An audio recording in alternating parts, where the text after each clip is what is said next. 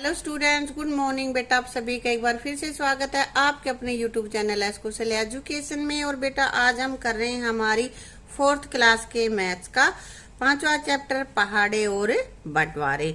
तो कुछ पोर्शन इसका हमने कर लिया है और अब कर रहे हैं उससे आगे का पोर्शन। तो यहाँ पे अपने पास है सभी घर एक जैसे, नीचे घर दिख रहे हैं ना तुम्हें, और प्रत्येक घर की लंबाई 6 मीटर है। तो नीचे दिए गए घरों की कुल लंबाई, तो यहाँ पे घर देखो कितने हैं, 1 2 3 4 5 6, 6 घर है ना। और एक घर की लंबाई क्या है, 6। तो 6 गुणा 6, 6 6 36। तो यहाँ पे कितने मीटर हैं, 36 मीटर घरों की यहाँ पे लंबाई है। अब आगे अपने पास है चित्र में दिखाए गए डिब्बे में कितने लड्डू हैं। लड्डू गिनो और इसको गुना के रूप में लिखो। ये नहीं कि तुम ऐसे गिन दो और इकट्ठे करके लिख दो। पहले ये एक लाइन में कितने लड्डू हैं, पहले भी हम काफी कर चुके हैं सम इनके। 1 2 3 4, 4 लड्डू हैं। और कितनी बार हैं भाई, अब इसको ऐसे गिन लेते हैं रो में, 1 2 3 4 5। तो एक लाइन में 4 लड्डू हैं और 5 लाइनें हैं, तो कितने हो जाएंगे, 4 5 20। ठीक है। अब कह रहा है कि खिलौना ट्रेन के प्रत्येक डिब्बे व इंजन की लंबाई 10-10 सेंटीमीटर है। तो ट्रेन कितनी लंबी है। अब यहाँ पे देखो, ये भी 10 है, ये भी 10 10 10 सेंटीमीटर 10 सेंटीमीटर 10 10 है सारे, है ना। और ये इंजन भी 10 सेंटीमीटर। तो कितने डिब्बे हैं, तो यहाँ पहले तो हम लिखेंगे 10 है, लेकिन कितनी बार, 1 2 3 4 5 6 7 8, कितने हो गए, 8। तो 10 8 80 सेंटीमीटर यहाँ पे ये लंबी है।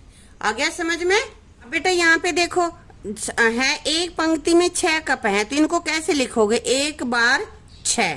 तो 1 गुणा 6 बराबर है 6। और एक पंक्ति में 10 पेंसिल, तो इनको कैसे लिखोगे, यहाँ हम लिखेंगे 1 बार 10।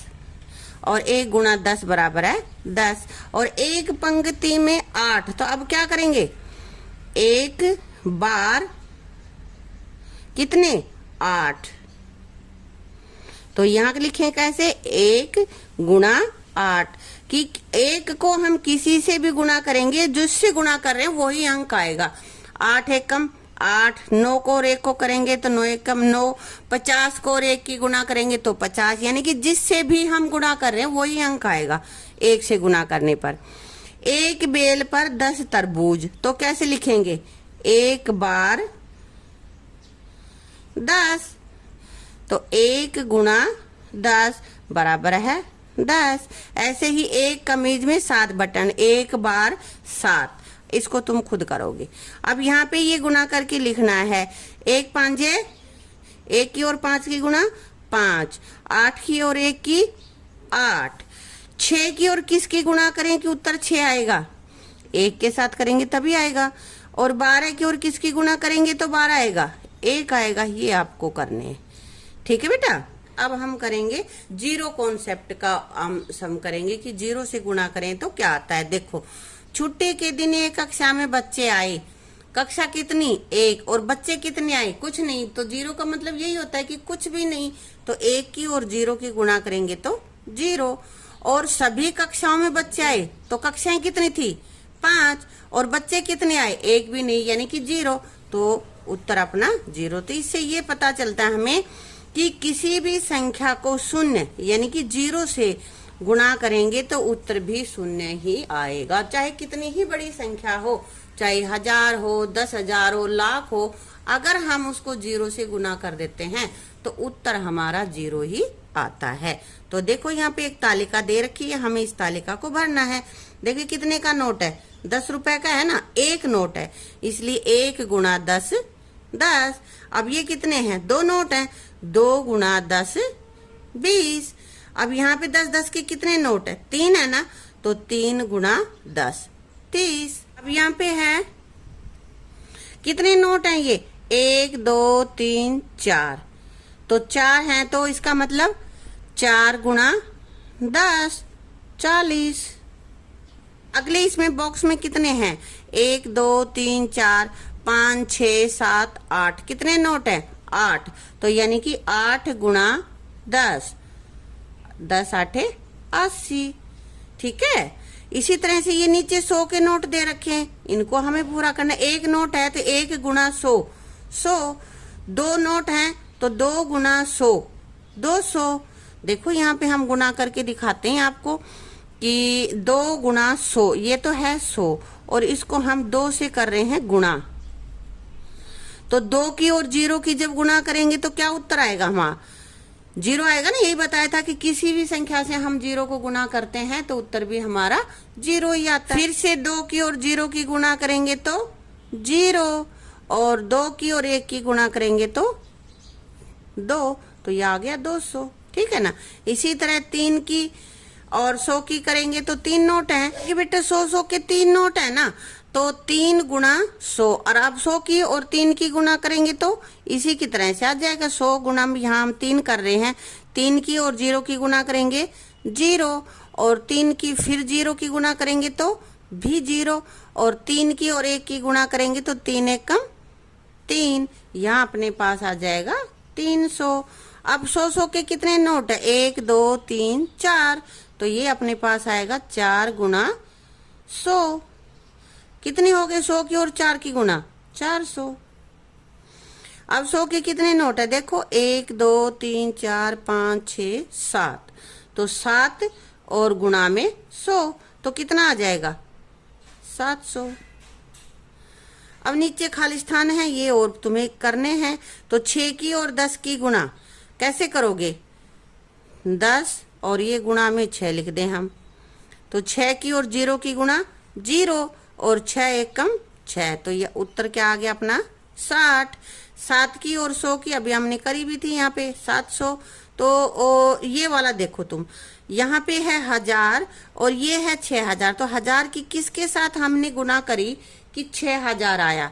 कितने से करेंगे? 1 6 के 6 होगा ना, तो यहाँ पे 6 की और 1000 की करी, तब अपने पास 6000 आया। ये बीच में छोड़ दी, ये दोनों तीनों सवाल तुम्हें खुद करने हैं। यहाँ पे 9 को कितने से गुना करें कि 900 आए? 100, तो 100 ही करेंगे तभी तो आएगा।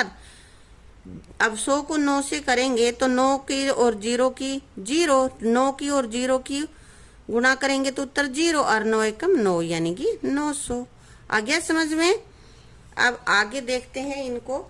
7 गुणा 20, तो यहाँ पे कैसे कर सकते हैं? या तो हम सीधा कर दें इनको, या फिर ऐसे करें कि 7 की फिर 2 की और फिर 10 की, क्योंकि 20 में 2 धाई है ना, 10 10 के 2 सेट हैं, तो यहाँ पे कर दे 7 गुणा 2 गुणा 10।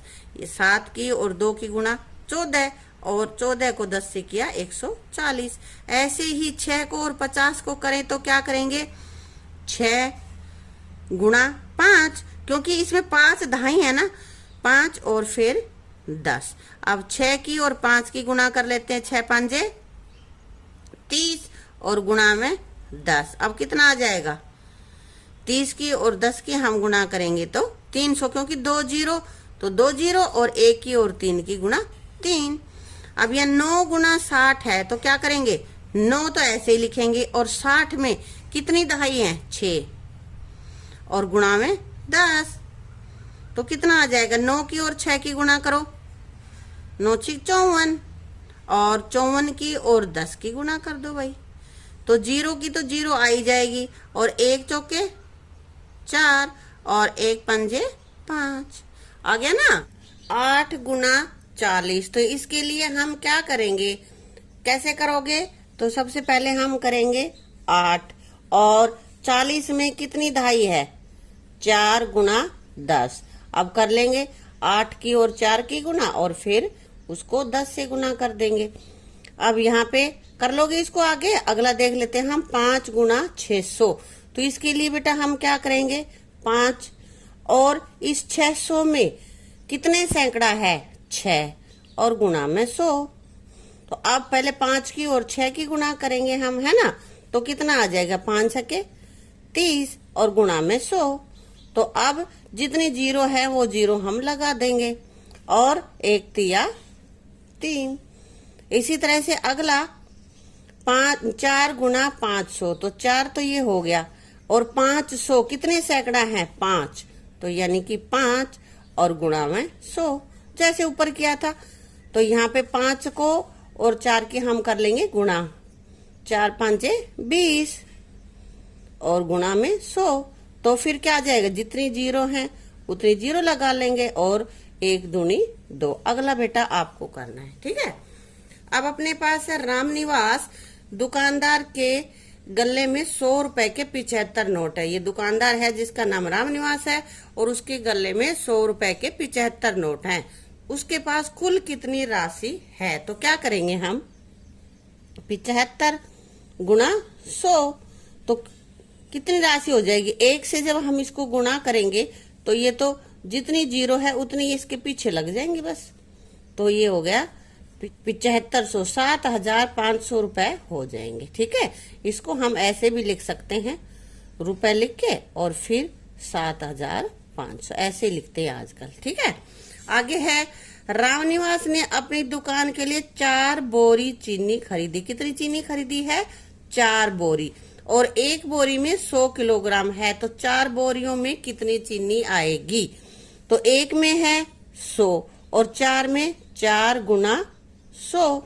तो बेटा इसमें क्या करना है, 2 जीरो तो ऐसे ही आ जाएंगी और 4 एकम 4, आसानी से हो गई। या फिर इसको हम ऐसे भी कर सकते हैं, अगर आप करना चाहो तो अलग से भी गुणा करके ऐसे देख सकते हो कि 4 जीरो जीरो, 4 की और जीरो की गुना 0 और 4 एकम 4, ठीक है।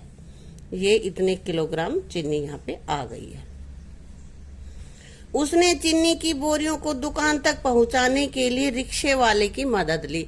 अब वो बोरियां कैसे लेके जाएगी, इसलिए उसने रिक्शे वाले से मदद ली है। यदि रिक्शे वाले ने प्रत्येक बोरी के लिए 10 रुपए लिए तो रिक्शे वाले ने कितने रुपए लिए। कितनी बोरियां थी, 4, तो 4, 10 की और 4 की जब हम गुणा करेंगे तो 10 चौके 40, 40 रुपए उसने लिए हैं दुकानदार ने, ठीक है। ऐसे ये नीचे वाला कर रखा है। अब ये तुम्हें करके दिखाना है कैसे कुछ करना है इसमें।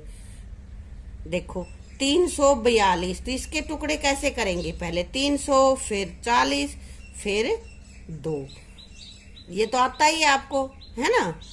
विस्तारित रूप में लिखना, इसको विस्तारित रूप में हमें लिखना है। तो क्या करेंगे, पहले 300 की 4 से गुणा करेंगे, फिर 40 की 4 से करेंगे और फिर 2 की 4 से करेंगे और 1200 और 160 और 8 को हम जोड़ देंगे। इसी के साथ बेटा इस वीडियो को यहीं समाप्त करते हैं। अगर वीडियो आपको अच्छी लगी तो चैनल को लाइक करना, शेयर करना और सब्सक्राइब करना। Thank you.